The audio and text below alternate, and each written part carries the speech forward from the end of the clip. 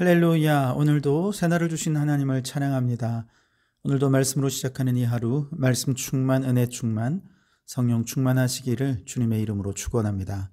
오늘은 에베소서 2장 14절에서 19절까지 말씀을 봉독해 드립니다. 하나님의 말씀을 경청하시기 바랍니다. 그는 우리의 화평이신지라 둘로 하나를 만드사 원수된 것 곧 중간에 막힌 담을 자기 육체로 허시고 법 조문으로 된 계명의 율법을 폐하셨으니 이는 이 둘로 자기 안에서 한세 사람을 지어 화평하게 하시고 또 십자가로 이 둘을 한 몸으로 하나님과 화목하게 하려 하심이라. 원수된 것을 십자가로 소멸하시고 또 오셔서 먼 데 있는 너희에게 평안을 전하시고 가까운 데 있는 자들에게 평안을 전하셨으니 이는 그로 말미암아 우리 둘이 한 성령 안에서 아버지께 나아감을 얻게 하려 하심이라. 그러므로 이제부터 너희는 외인도 아니요 나그네도 아니요 오직 성도들과 동일한 시민이요 하나님의 권속이라. 아멘. 오늘도 이 말씀을 통해 우리에게 주시는 하나님의 음성을 듣게 되기를 바랍니다. 타락한 이후 인간은 이기적인 탐욕에 가득한 존재가 되었죠. 이기적이라고 하는 말은 나와 타인과의 사이가 단절되었다는 뜻이고 나와 하나님과의 관계도 단절되었다라는 뜻입니다. 이처럼 모든 관계가 단절된 인간은 이제 자기 자신밖에 보이는 것이 없으니까 자기 중심적으로 살면서 자기 소견에 옳은 대로 행하고 그러면서 다른 사람과 서로 충돌하고 대립하고 갈등하고 분열하는 그런 세상을 가져오게 된 것이죠. 이런 이기적인 인간이 하나님의 꿈과 비전을 담은 인간으로 변화되기 위해서는 반드시 하나님을 알아야 합니다. 근데 하나님을 알려면 누가 필요합니까? 바로 성령님이 필요하죠. 성령께서 지혜와 계시의 영을 우리에게 부어 주셔야 이미 계시된 하나님을 알 수 있는 것이죠.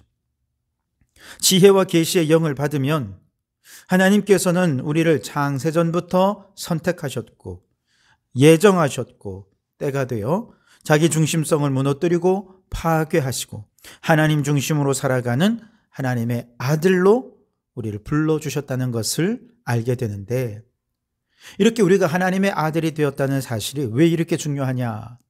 죽어가는 수많은 영혼들이 하나님의 아들들의 나타남을 기다리고 있기 때문이죠. 탄식하는 피조물들이 고통 중에 하나님의 아들들의 나타남을 학수고대하고 있기 때문에 그렇습니다. 그래서 먼저 하나님의 아들이 된 성도들이 이 세상에 나아가 하늘과 땅의 모든 것이 다 그리스도 안에 통일되게 하려는 하나님의 비전을 이루기 위해 먼저 하나님의 아들로 우리를 불러주신 것입니다. 자, 이제 오늘 본문에서 그렇다면 과거에 죄로 인해 자기 중심적으로 살던 우리가 어떻게 하나님 아들로 하나님 중심으로 거듭나게 되었는가, 여기에 대해서 오늘은 구체적으로 증언해 주시는데요. 1절에 보시면 그는 허물과 죄로 죽었던 너희를 살리셨도다 그랬습니다. 허물과 죄로 인해 영이신 하나님과 소통이 단절되고 영혼이 죽어버렸습니다. 육체적 욕망으로만 가득한 자아중심적 인간으로 변질되고 만 것이죠. 이때 우리의 영적 상황은 어땠느냐? 2절과 3절에 보면 그때의 너희는 그 가운데서 행하여 이 세상 풍조를 따르고 공중의 권세 잡은 자를 따랐으니 지금 곧 불순종의 아들들 가운데서 역사하는 영이라. 전에는 우리도 다 그 가운데서 우리 육체의 욕심을 따라 지내며 육체와 마음에 원하는 것을 하여 다른 이들과 같이 본질상 진노의 자녀이었더니 그랬습니다. 그렇게 공중의 권세 잡은 자를 따라 하나님의 뜻에 불순종하여 본질상 진노의 자녀로 육체와 마음이 원하는 것을 따라 이기적으로 자기중심적으로 그렇게 살아왔다는 거죠. 그때 우리는 영적으로 어떤 위치였느냐? 약속에서 제외된 위치였습니다. 12절에 그때의 너희는 그리스도 밖에 있었고 이스라엘 나라 밖의 사람이라 약속의 언약들에 대하여는 외인이요 세상에서 소망이 없고 하나님도 없는 자이더니 그랬습니다. 이처럼 공중권세 잡은 자가 세상에 판을 치고 우리가 그를 따라 본질상 진노의 자녀로 살 수밖에 없었던 근본적인 원인은 죄 때문이죠. 그러니 우리가 하나님의 아들이 되기 위해서 반드시 필요한 것은 죄의 문제를 해결하는 것이었습니다. 바로 그 죄의 문제 어떻게 해결되었습니까? 예수 그리스도가 십자가의 죽으심으로 해결되었습니다. 14절에 그는 우리의 화평이신지라 둘로 하나를 만드사 원수된 것 곧 중간에 막힌 담을 자기 육체로 허시고 그랬습니다. 하나님과 우리 사이를 단절시키고 막아놓은 저 높은 죄악의 담으로 인해 하나님과 원수가 되어버렸는데 예수님께서 십자가 위에서 물과 피를 쏟으시며 그 육체로 우리가 치러야 할 죄의 대가를 홀로 대신 담당하여 죽으시면서 죄의 담이 허물어졌습니다. 그 결과 우리가 하나님과 화평을 이룰 수 있게 된 것이죠. 13절에 이제는 전에 멀리 있던 너희가 그리스도 예수 안에서 그리스도의 피로 가까워졌느니라 그랬습니다. 죄는 하나님과 우리 사이를 단절시켜 버렸지만 예수의 피는 하나님과 우리를 더 가까워지게 하셨습니다. 예수의 피는 단지 관계를 가까워지게 하였을 뿐만 아니라 이기적이고 자기중심적이던 나를 공동체를 위해 자신을 희생할 줄 아는 새로운 존재로 완전히 재탄생시켜 주셨는데 바로 그가 한 세 사람이란 것이죠.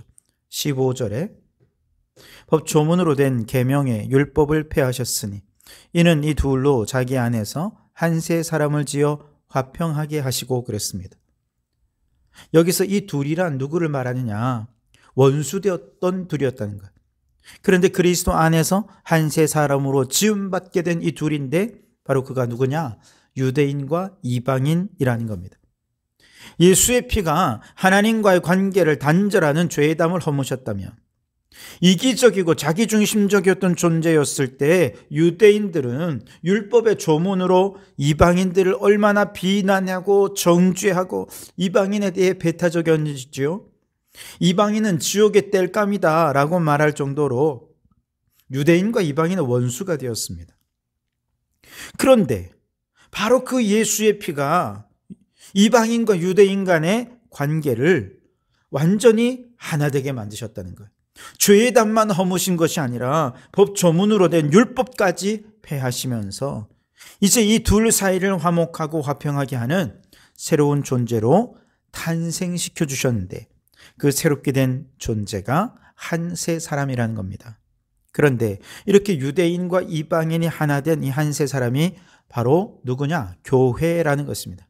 교회라고 하는 새로운 인격 안에 오면 이 안에서는요, 부자와 가난한 자가 하나 됩니다. 종과 주인도 하나가 됩니다. 유대인과 이방인이 서로 믿음의 형제라 부르면서 서로를 영적으로 한 가족으로 여기고 사랑하고 존귀히 여기는 공동체가 교회라는 것이죠. 세상 사람들은 돈 많고 잘생기고 몸매도 예쁘고 능력도 많아서 주어진 일을 완벽하게 수행해내고 심지어 타인의 아픔에 공감도 잘하는 그런 사람을 이상형이다 이렇게 말하죠. 이상적인 사람이죠. 그러나 성경이 말하는 이상적인 사람은 한 세 사람입니다. 자기중심성을 버리고 하나님 중심의 세 사람으로 거듭난 사람. 교회라는 공동체 안에서 예수의 피로 거듭난 우리가 사랑하지 못할 자가 없습니다. 하나 되지 못할 자도 없는 그런 공동체적 존재가 한 세 사람인 교회인 것이죠. 예수님께서 나 같은 죄인까지도 사랑해 주셔서 십자가의 희생을 치르셨다면 내가 사랑하지 못할 사람이 누가 있겠습니까? 유대인과 이방인이 하나 된 공동체라는 말은 세상에서 어떤 원수도 교회 안에서는 하나 되지 못할 자가 없다라고 하는 뜻과 동일한 의미입니다. 그래서 바울은 이제 그 누구라도 예수의 피로 하나됨을 이루는 한 세 사람, 즉 교회 공동체를 가리켜서 한 식구다 그렇게 표현합니다. 19절에 그러므로 이제부터 너희는 외인도 아니요 나그네도 아니요 오직 성도들과 동일한 시민이요 하나님의 권속이라 그랬습니다. 권속이라는 말은 사전적으로 한 집에 거느리고 사는 식구라는 뜻인데요.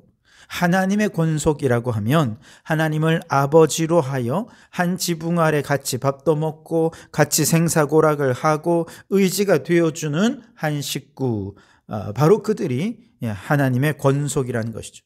유대인과 이방인이 한 가족이 된다는 것은요, 과거에는 상상할 수 없는 일이었습니다. 그런데 예수의 피로 하나 된 한 세 사람 공동체 안에서는 이게 가능하다는 것입니다.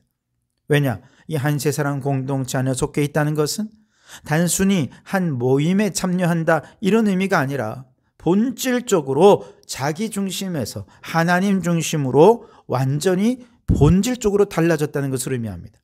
그래서 지금까지는 내 의지와 내 힘으로 사는 존재였으나 예수의 피로 거듭나면서 이제는 하나님이 주시는 힘과 능력으로 사는 존재로 바뀌어진 것입니다.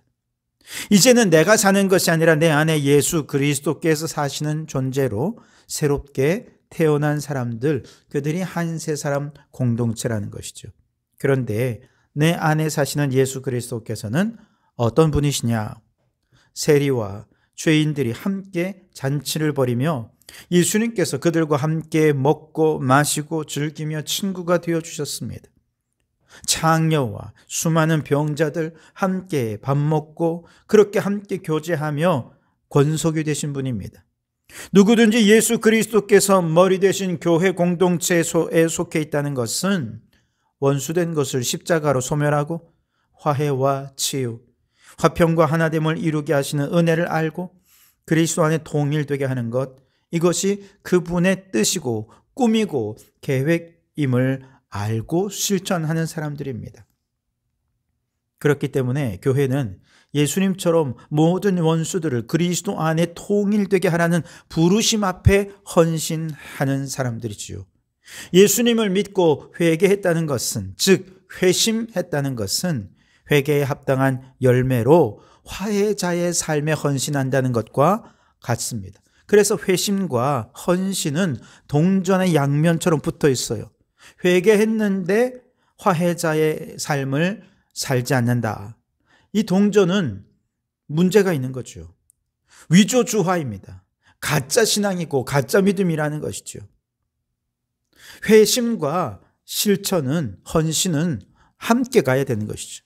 믿음과 행위는 동시에 이루어져야 진짜 믿음이라는 것이지요. 그렇다면 여러분, 교회 안에서 우리가 여전히 하나 되지 못하고 용납하지 못하는 사람이 있습니까? 우리 교회는 가짜 교회일 수 있습니다.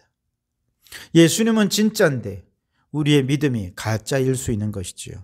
그러니 빨리 회개하고 회개에 합당한 열매를 맺으며 화해와 용서, 하나됨과 화목하게 함의 사명에 헌신하는 우리 성도들이 되실 수 있길 바랍니다. 그래서 우리 성도교회가 한 세 사람 공동체요, 하나님의 권속으로서 부끄러움이 없는 교회다운 교회가 될 수 있게 되기를 주님의 이름으로 축원합니다. 기도하겠습니다. 사랑의 하나님, 우리를 허물과 죄에서 건지시고 예수 그리스도의 피로 한 세 사람 되게 하시니 감사합니다.